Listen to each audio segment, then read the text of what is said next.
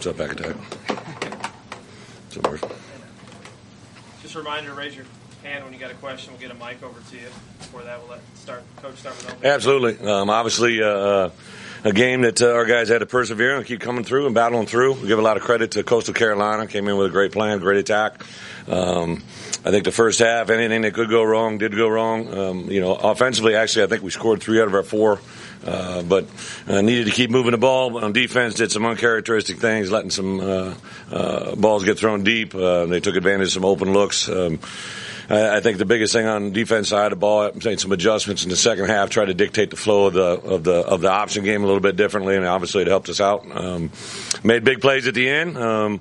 I can't say enough about T.J. Hammonds, obviously a guy that we tried to bring along more and more. The kid's got special gear, and we were setting that play in, and I knew it was an outside play. Six was standing next to me. I said, "Get him in the game." I see everything what everybody else does. Our coaches, we just got to do a better job of making sure he gets in there and sees it and runs with it. We did plan on getting Austin Allen in there. He practiced a little bit, almost all practice on Tuesday, but Wednesday, Thursday he was 100%. So we did intend to get him in there, but obviously just the way the flow of the game, we were going to come out in the second half with him, but because of the score and the situation, really felt for Cole's development just to keep staying where it is. So he'll be 100% next week, which will be exciting for us in our preparation. A couple injury-wise, C.J. O'Grady landed on his tailbone. Pretty significant contusion, I think, for bruised butt. That would be the correct term. So he'd actually had a really good week of preparation. They had a nice package set up for him. But the guys answered. Will Gregg got in there, did some nice things. Overall, Drake Coley, we ruled him out before the game. He had banged up his ankle, just wasn't quite ready to go. So that obviously continued to hurt us with our safety depth. And then during the course of the game, other than CJ, I don't think we lost anybody else. Some guys had some bumps and bruises, but nothing that'll keep anybody out moving forward. So I do think we'll be healthier going into LSU. A big week for us. I'll get back in SEC play. There's a lot of film that we got to correct and move forward out of what we did out there today. It's obviously a lot easier after a win. I learned a long time ago that this game is hard, and we're going to take advantage and put the win column up, but we got to take huge advantage of the film that caused us almost to have a downfall today. Just some uncharacteristic things, really all over the place. He had to break down with a punt game. I don't think there was anything. The snap might have been a little bit to the right, but Blake just dropped it, and obviously we can't have that. Our reaction on the bubble screen out there wasn't like anything that we drill our coach. We got to react to it better than that, whether the throw was there or not. Defensively, again, there was some schematic things that changed up. We didn't quite know what they were going to do. They had a couple different looks in the option game, but thought our guys handled the adjustments on the sidelines and persevered when it mattered. So that's where we're at. We'll start second row. Curtis, head coach. Right. When they go up 2 touchdowns or 2 scores in the fourth quarter, there was a great shot of you on TV, kind of putting the papers over your face and looking down, kind of a glazed over look. What's going on? That's your interpretation. It is my interpretation. It's your interpretation is because I didn't want them to see the word I was going to say. What's that? Were you thinking? Hell no. I was just thinking about why did we just drop that pass? We had it might have been when we had a touchdown throw, overthrew it, and in the next play we had a tackle for loss and went from a touchdown throw play that's open to a negative yard play. And if you're good at interpreting my facial reactions, then I'm all for you. We would set up a clinic. Your emotions. We got to get going. This is another chance. We can't keep coming out here. We had plenty of time. We didn't go tempo because I thought we had a better chance moving the football without tempo. So at 10 minutes, I made the decision as a head coach to stay in our regular mode, run our base offense. We scored a touchdown on the first play. I made the decision as a head coach to go back out there, run our normal tempo to win the game, and that's what we did. Right front, Bob. Yeah, Brett, TJ only had 8 touches. In retrospect, do you wish he'd gotten more? Do you think he'll get more moving forward? And how big was it that he scored in 12 seconds? Because not only did that narrow the lead, but it gave you guys more time to come back. Absolutely. He's a special player. He's got it. That play was blocked up nicely, and he did a great job. As far as the amount of touches, we were trying to get him the ball, trying to get him more and more. I think the better he learns the offense in all phases is going to help us. We just can't dictate on the flow of the game when it's in there, but we'll do it. And as a head coach, believe me, I'm pushing him to get him in there as much as anybody. Tom, first row. Brett, specifically on the defense, some fades got to you. What were they doing, and had they shown that this year? Yeah, so we had to play a safety a little bit different because of the option game, which put them in different positions, and then they did a couple fades down the boundary, but then they also took advantage of the middle open look. I think our guys would tell you they can play better technique, but I think we also have to have some variations and try and get a middle safety in the look. Second row to your left. With the two games TJ's had the last 2 weeks, do you look back in hindsight and think, man, I wish we would have gotten the ball more over these last 2 years? No, I think you look forward and say, hey, I'm glad that he's there, and we're going to try to get the ball as much as we can. I think negative people think negative thoughts. They try to stay positive. All the way back, fourth row to your right, Coach. Coach, the loss of Sosa there, what did that do to the defense? Yeah, I know the hit came high. It was a shorter quarterback, so Sosa, I don't think there's no doubt in my mind Sosa didn't come in there and try to harm him. And then the thing I argued on the sideline was it was bam, bam. I mean, if he throws a hitch, we're going to have to hit him in the same route. And they agreed. The officials on the field concurred. Probably shouldn't have been a roughing, but they couldn't take away the fact that it went helmet to helmet. So that's what our discussion was about. First row. If Austin is 100%, will it be open competition next week between him and Cole, or what do you anticipate? Yeah, I think the great thing is we got two guys that have won football games, and according to game plan, I like to keep that surprise for Saturday, not today. Back row again, Coach, to your right. Coach, this was a 1-7 team. Yeah. Do you feel like maybe your team played down to them? Well, there's no doubt in my mind we didn't play as clean as we wanted to, but we had a good week of preparation. I thought our guys were engaged. We had some things go against us. Seemed like every break that could go went against us, with the way the ball bounced, balls on the ground.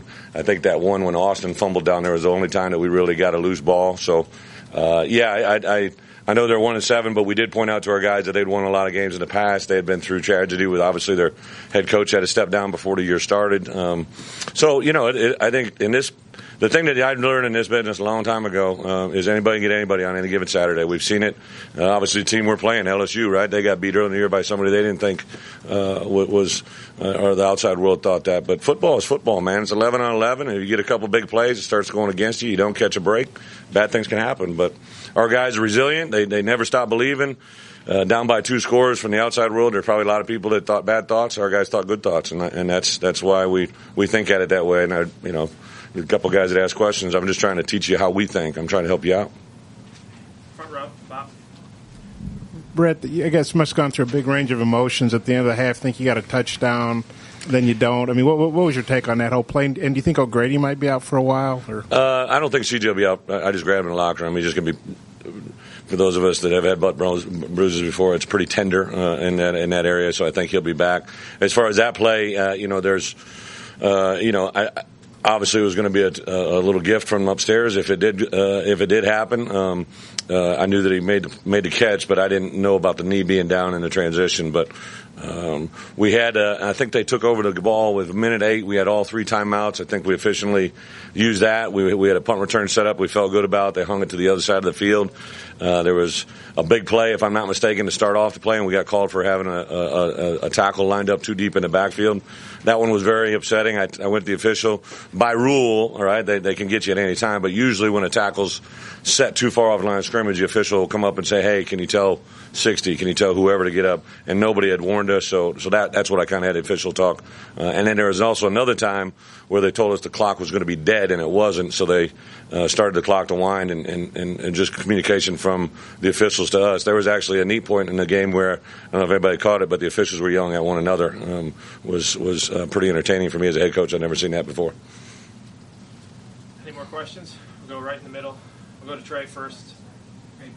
Just curious what you guys are saying when it's 38-25 in the fourth quarter there. Same question as earlier. With the 2 scores, is that what you're talking about? That point in the game, I don't know. I can't remember the score. I think I answered it already. But again, we're on the sidelines. We talked about going tempo offensively.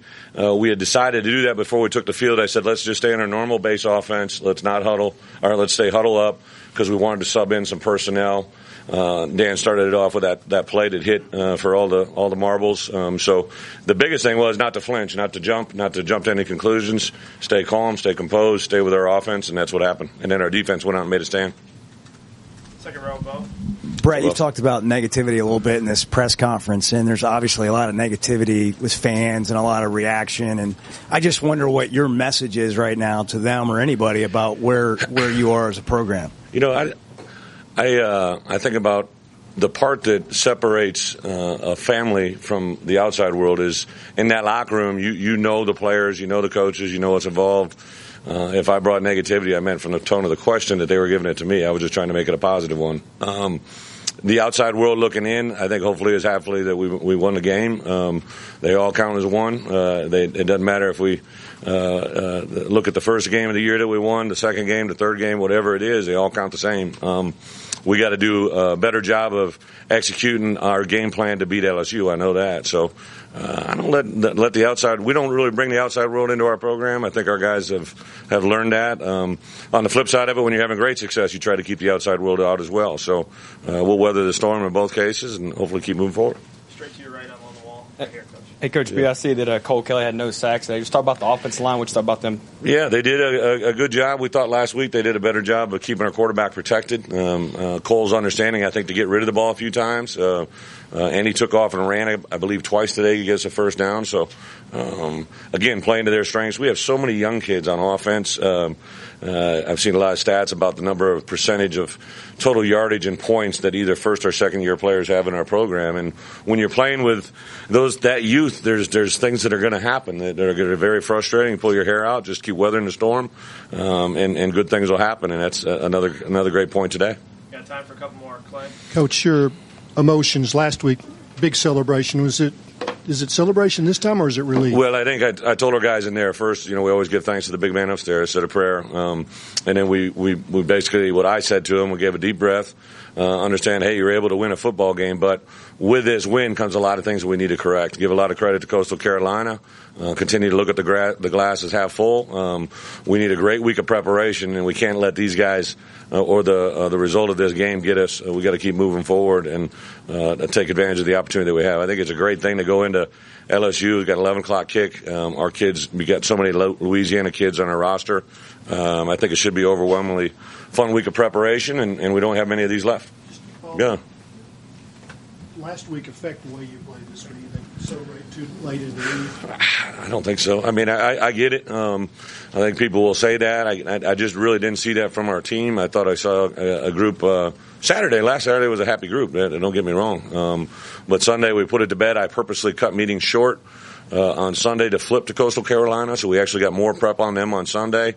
Maybe as coaches we did so much overwhelming preaching of, hey, you got to watch out, be aware of these guys. Maybe we let it creep into their head.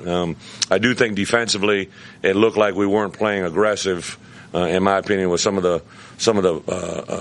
way our guys' body demeanor and all that stuff. We got our head down, got frustrated in the second half, and then when our offense made a couple plays, we really turned the tide. And then obviously that last series, they were just roaring off the football and making a big difference. Last one, Bob. Brad, Patton probably had his best game. Yeah. And the big 2-point play, and I guess did the card say to go for it there? Yeah. For two, or just what was the thinking on? And obviously it worked out well. Yeah, the card said 2. Sometimes you don't go to the card until the fourth quarter, but I thought just the way the game was going as a head coach, that's what I got to do. When we had a break in the action, we got down there close. I didn't want to. You don't want to hex it. I know the coaches believe that a little bit too, so I knew we were going for 2. So when there was a slight break, I said to the offensive coaches, hey, score a touchdown here. The card says 2, and we're going for it now.